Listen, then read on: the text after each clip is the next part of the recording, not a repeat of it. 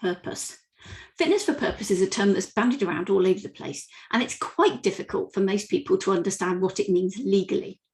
Effectively, it's a promise. It's a promise that something you provide, like a tea cozy, will do a very specific job. Now, it could be that it only has to keep your tea warm.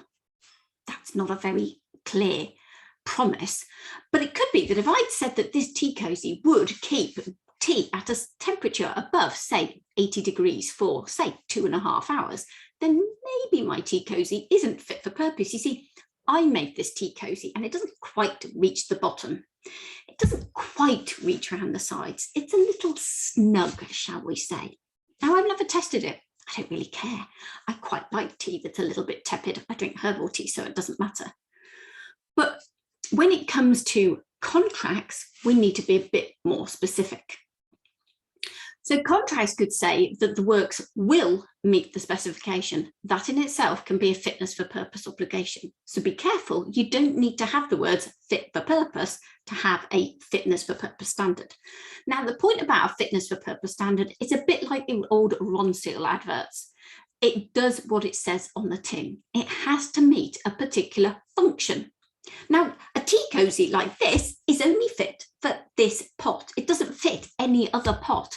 This was an enamel pot with a fox on it, given to me a few years ago by a friend.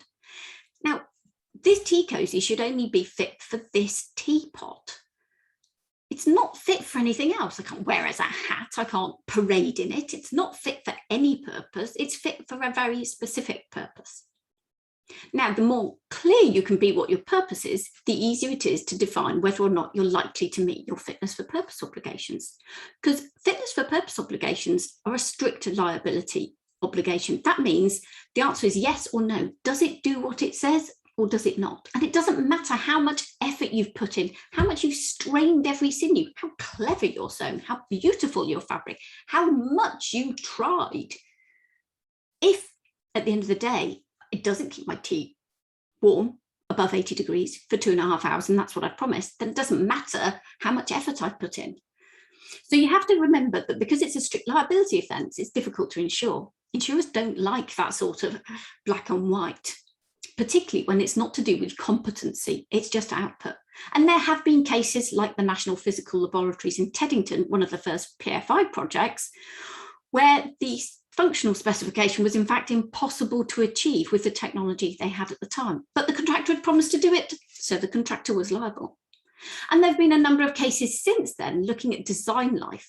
So did I design this tea cozy to be fit for the next 25 years? Not really. I was using a few off cups. If it works for a year, all good for me. But there have been a number of cases where people have promised that a finished product will have a design life or usable life of 25, 50, 75 years.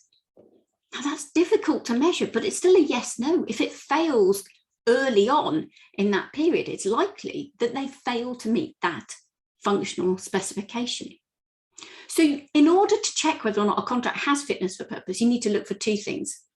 You need to look in the legal terms for promises that might say fitness for purpose or the works will meet a specification.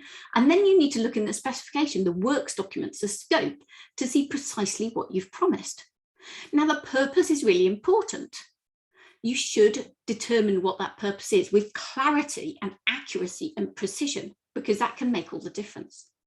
But then you also need to think, is this reasonable? Can I do it? Am I sure I can do it? Because you shouldn't promise if you can't. If you're not 100% sure that that specification is something within your capabilities, within anyone's capabilities, then don't promise it. It's proved very expensive for contractors who've overpromised and underdelivered. So fitness for purpose obligations typically apply to things like products, tea cozies, teapots, but they also apply to projects like design and build construction projects. And where you're involved in designing and carrying out the works, then you can have a fitness for purpose obligation. As I've said, it's a yes, no answer. It doesn't matter how much skill and care you put in. It's strict liability. So the fact that you were absolutely brilliant, top-notch, award-winning architect, consultant, contractor doesn't matter. It's difficult to insure, but it's easy to test. So if you end up with a fitness for purpose obligation, what you should be looking at is testing on completion to prove whether or not it is fit for that purpose. And with those tests, you should have remedies if it doesn't quite meet the test standards.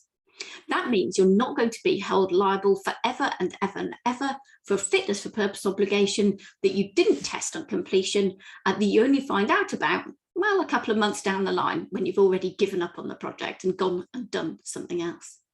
So fitness for purpose obligations are common in engineering, mechanical and chemical and process plant contracts.